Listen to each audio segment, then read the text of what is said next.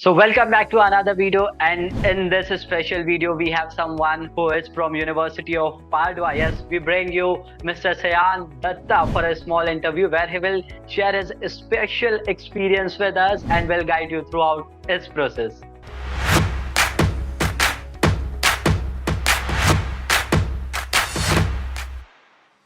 So first of all, warm welcome Sayan. How are you first of all? I'm very fine. How are you, Manish? Yeah, I'm too good, too good. So first of all, once again, a big congratulations for the visa. How are you feeling now? Yeah, thank you. Thank you. I'm actually feeling very good. Ever since I got the visa, I'm feeling very excited and exalted. Actually, it feels very You good. must be on the seventh sky now. All excited Yeah, and happy. definitely. Yeah. Okay. So first of all, I would like you to introduce yourself to our audience. Hi guys, I'm Sayan Dutta. I am an aspirant for University of Padua for study abroad in Italy. I live in West Bengal. My consultancy is Kolkata, and I applied to University of Padua in the course of Bachelor's in Information Engineering. And I chose that course because it is a very profitable course, because the subjects that are taught in the course, I did extensive research about what are the subjects that are taught in the course and why they can be useful. The subjects like web development, machine learning, web learning, these are like the most common and growing and most ROI, return on investment giving fields out there in these days. So I chose this course. Right. Now the very first question goes for you here is why Italy, and out of so many universities in Italy, you went for Padua only? Honestly speaking, I was inclined towards European education ever since I was a child, because I don't know about the rest of India, but from where I belong, the schools here, their education system is very impractical. The projects that we have been doing have always been writing things that we see in the Wikipedia, just copying them out and writing them by our hands, or doing things like that. So the more I grew up, the more I learned that the European education was more practical. You would get to do stuff practically instead of just gobbling up the theory. I was more interested in that. Exactly. And honestly speaking, my first choice was not always Italy. My first choice was Germany. But then it is through the channel of Eurodreams only that I came to know about Italy and the opportunities that the country is providing. And I also came to know that some of the universities in Italy are very top ranked in the world. In the QS China ranking, the universities are very Yeah, highly ranked. exactly. And one of those many universities is University of Padua. I guess it is ranked third or fourth in the entire Italy and 243 in the entire world, according to the QS China ranking. If I say it honestly, my first priority was Rome Sapienza, the course of Yeah, the course of artificial intelligence and applied computer science. But then I saw that instead of Rome Sapienza, Rome, which is placed in a very big city, the city of Rome, everyone knows of it. It is a very big tourist spot and the capital of Italy.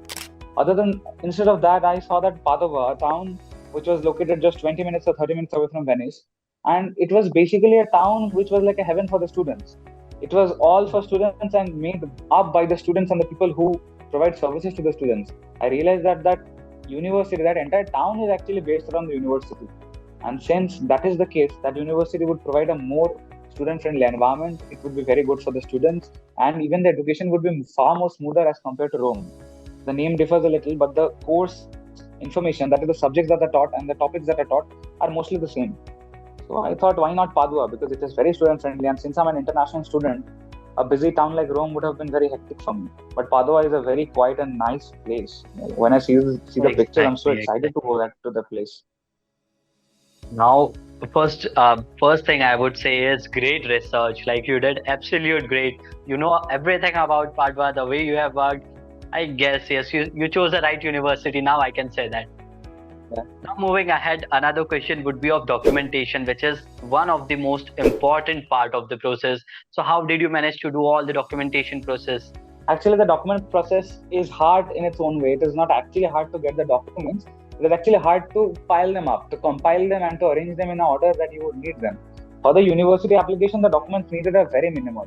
You will only need your mark sheets, your passing certificates, and if you are going to a prestigious university, they would even ask for the IELTS.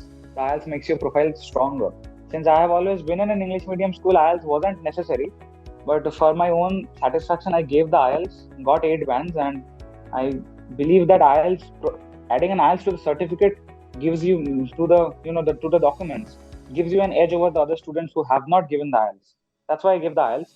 So these are only the basic documents that you would need for the university admission. But the main documentation process comes when you are going for visa, DOB, stuff like that. Exactly, And exactly. those documents, you have massive lists of documents. I had a checklist of 39 documents, I believe, that I had to complete before going to the visa application. DOB itself is not very difficult. I went to the writers building, that is a local HRD office in our state. It varies from state to state. I went there, got a attestation done from there in the foreign health and home departments in my passing certificate and my mark sheets of class 10 and 12. After that, I sent it to the Ministry of External Affairs and they apostilled it. So you can just take the passing certificate there, submit it with your passport's copy, and the summary of the university that you get after applying to the university, and you will be given a DOB after like 7 or 6 days. They don't take very much time in Kolkata. I don't know about the other embassies, but the Kolkata consulate is very fast in this case. After that, when the visa comes, the process gets really difficult. It's not difficult to get the documents, but it is difficult to compile them up. As I said earlier, you'll have to take passports, then you will have to take colored xerox, 2 or 3 copies of the colored xerox of passports, your original mark sheets, your original passing certificates. You will have to take the email that the university sent you at the first accepting you. Then you have to take the official acceptance letter. If you have paid the enrollment fees, you will have to take the receipt. You'll have to take a lot of stuff, like what my father does. He's my sponsor, a sponsorship letter, a xerox of it, a colored copy of it. You will have to take what your father does, his income certificate, his ITR, then his job experience, job certificate. Except even if you, it would be even better that if you can get an acceptance letter of your father's or sponsor's job, maybe father, your mother, that doesn't matter. Ask for all sorts of stuff. And honestly speaking, you won't be able to provide a lot of them. That is nothing to worry about because the VFS asks for a lot of stuff, but they don't need a lot of stuff. Like when you go for submission, they just tell, why have you brought this much of documents? But in the checklist, actually, it is normal for a person to be paranoid, since visa is a very big thing. As far I would suggest anyone who is watching this video that just get all the documents you can, make them as right as you can. Don't let there be any corners cut. Always do everything you can and just go for the document submission. Okay, in documentation, we have a very, very important part that is of a cover letter. So how did you complete your cover letter? Are there any tips you want to share it with our audience? Yeah, honestly, in your cover letter, don't be too flashy or showy. I've seen some examples of cover letters. People are trying to be very flashy and showy. They're giving up like experiences of 13 or 14 internships. Kids of my age, they're writing in the cover letter that they have done 13 or 14 internships online. I'm like, bro, that's not even possible, na? What were you doing in your education days if you're doing so many internships? That is not a very plausible thing.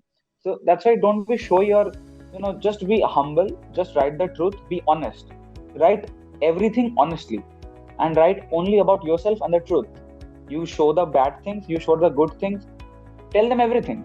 They will accept everything. Like I wrote things like bad things about myself. I wrote even the good things. I never wrote any lies. And I got some help from the Eurodreams. They sent me a pattern. I saw that pattern. That pattern was helpful in the formatting. But the content, I would suggest everyone be very honest. If your father's income is less, be honest with that. If he has a huge income, be honest with that. If you are living in a backward society or you are from a backward place, mention all that. Be honest. And this also applies for the VFS and the DOV submission. When I went to the DOV submission, they asked me a few questions. The consulate, every time you go to the consulate, they ask you various questions. They will just try to talk with you, get stuff out of you. So be honest with them. They asked me, why are you going to Padua? I clearly said to them that Rome is not a kind of city, which I said earlier, that Rome would not have been very suitable for me. Be honest. Just be honest. In your cover letter, everywhere. Be honest and the process will be very smooth. Just don't try to make up things. That complicates everything. Great work. Really, honesty is the key here. Be transparent. Be as true as you can. Now, talking about your course, as you said, you are going for information engineering. So there must have been a lot of research work you have done in the background. So do you really think it is a worthy course for an Indian to do it from an abroad? I couldn't hear you. Can you repeat the question? Okay. What I was asking is, as you have said, you are going for information engineering.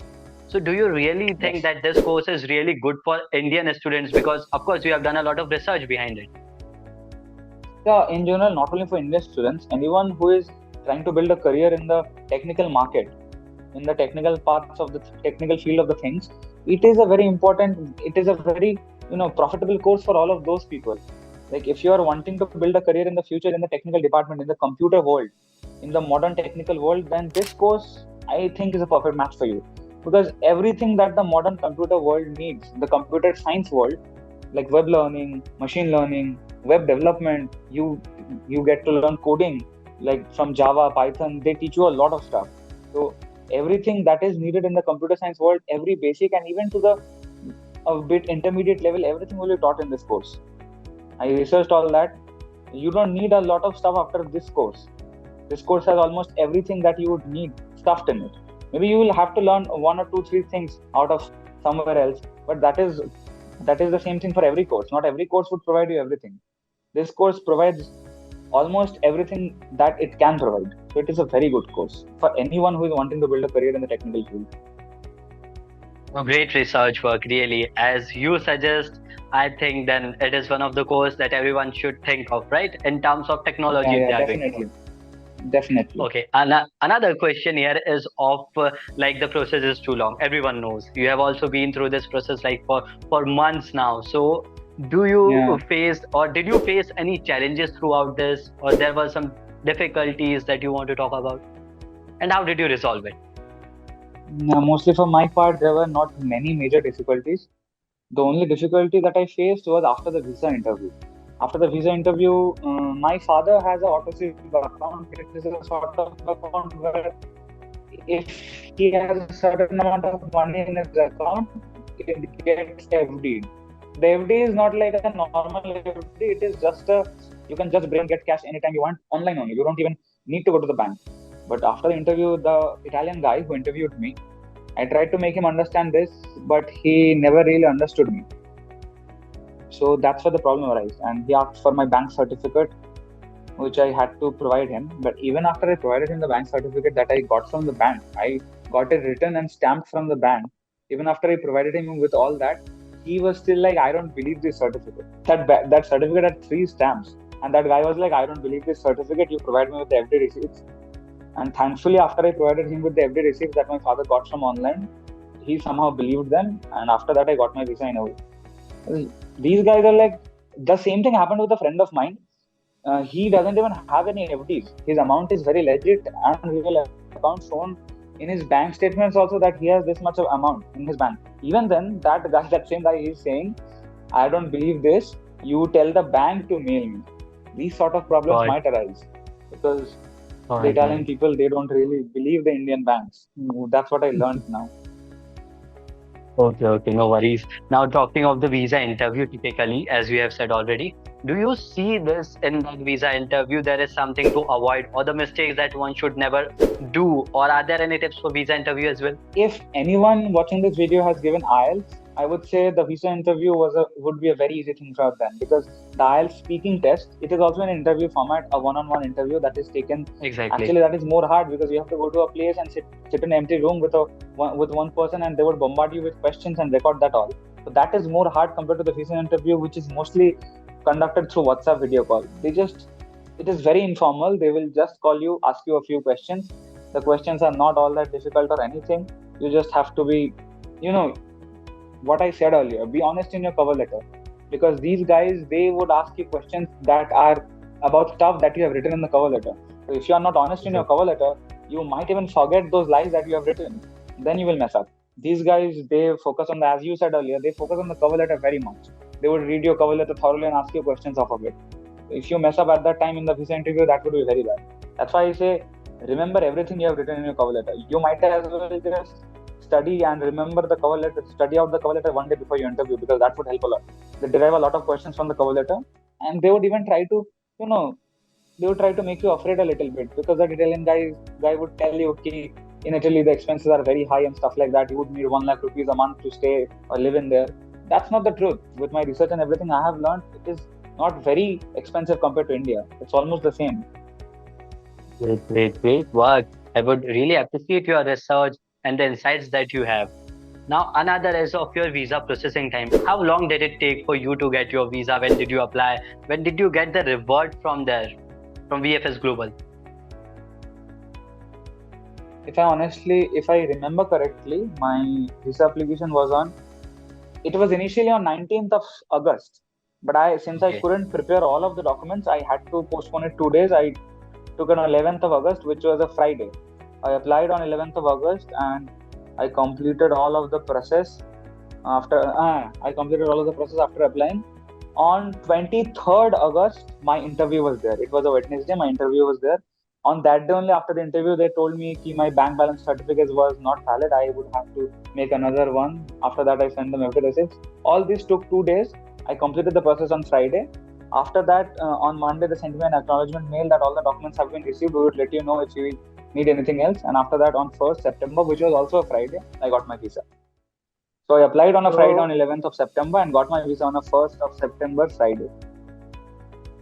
so It's you almost 20 you days. got your visa in process complete of 20 days, right? Completely, if we say you started Yeah, and ended in 20 days, but in which you already had yeah, a difficulty of your bank related document. yeah, Okay, but still 20 days are not bad as long as you give them the legit proof of your funds that or the bank details that were they were looking for. So it was a great work actually. yeah, yeah, Now, okay. yeah. Going ahead after this, the important question for our audience too is how was your overall experience throughout this process, including your personal one and with Eurodreams too? How do you suggest and how do you work out this? Yeah, my experience was very good, honestly speaking. Even visiting the consulate was very pleasuring. The consulate is in such eco-friendly and friendly place. The people there are friendly. They would never talk to you rudely. They would make you sit in a very amicable environment. They would talk to you friendlily. They will ask you questions very friendly. And with Eurodreams, even in VFS, the system in VFS is very clear and transparent. You would just go and hand them your appointment letter. They would send you up, check you for anything, electronic stuff before letting you enter. Of course, it's an important place. They would check you. They would give you a coupon or a token with a number. You would just sit and wait for your turn. There is no hassle, nothing. Just wait for your turn. There are no lines, no queues. You're just sitting, waiting for your turn for like 15 to 20 minutes, going up to the counter, submitting all your documents, and it's done. It's nothing else. The only rough Okay. experience I had was, which I said earlier, after the visa interview. And with Eurodreams, my experience was very good. As I said, the experience with Sanya was so good. I can't even appreciate how good her efforts were. She was more worried about my visa, my DOV, more than even I was worried. She used to call me before your office hours and even after your office hours to just confirm that all of my documents have been prepared well. I have reached the visa center. The experience with Eurodreams, especially in the visa process and especially with Sanya, was very good. I can't deny it. Without her help, I wouldn't have been able to do this so easily. She helped me and provided mental support to me in every step there. Like, seriously, I'm very thankful to her Thank you and so to much, Eurodreams. San. That matters a lot to us. It was great. Now, moving ahead, like when we talk of our future aspirants or the one who is planning to go to Italy, do you suggest them to take consultancy from any of the consultant? Not just talking of the Eurodreams, but do you suggest them to take services of a consultancy? Honestly, if anyone from your family is not living in any foreign country or foreign European country or in any American places, then and if you don't know anyone already living there, like if I consider only Italy, if anyone from your family is already living in Italy, or if you have friends in Italy, or if someone very close to you, maybe your neighbor, maybe your close friend, even your senior has gone to Italy earlier and they are ready to guide you throughout the process, I would say don't take the consultancy. But not everyone is so fortunate that they would find people Yeah. like these. Just like in my case, there's no one I know in Italy. No one from my surroundings has ever gone to Italy. The ones that are going to Italy are all in the same batch of mine. They're all my friends. Yeah. So we needed a lot of information that was not always available on the internet. Information is definitely available on the internet, but if you totally depend on the internet, you will mess up at points. Like at points of visa application, if you follow the internet and forget to take 2 or 3 documents, then you will be messed up. The Done. same goes for DOV and a lot of stuff. So if you are Exactly. totally new, you don't know anything, you must take a consultancy. I would highly suggest that. because even if you don't do that, your process will be very delayed. Maybe what will happen that your college will start, you won't get the visa. Maybe you wouldn't have even applied for the visa when your college has already started. These sort of things can happen. So I would Exactly. say if you're new, you don't have anyone to guide you through the process, just take a consultancy or a personal consultant. If you're new, you definitely need the guidance that they can provide. It is very necessary. Okay, okay. So to finish with this, last but not the least question, uh, talking of our future aspirants, our audience, what are your final words for them? A simple suggestion to conclude this session. My suggestion would be work hard, make up your documents very hard, but before that, work on your results. You'll have to give talk for various universities, work hard on that, get a strong base on your academics so that you can apply to all the universities, and just be honest with your application and everything. And that will lead you to Italy, Germany, any place you are applying for. That would help you a lot. Exactly, That's exactly. all. Thank you so much, San. It was great interacting with you. Your insights are so good. I'm really sure that our audience would have enjoyed an interaction with you. So this was all in this small video. If you like this, share it with everyone. Comment us below if you have direct question to him as well. We will let you know the answer. So this was all. Thanks for watching. Okay, Sayan. Thank you so much for being here. It was great interacting with you.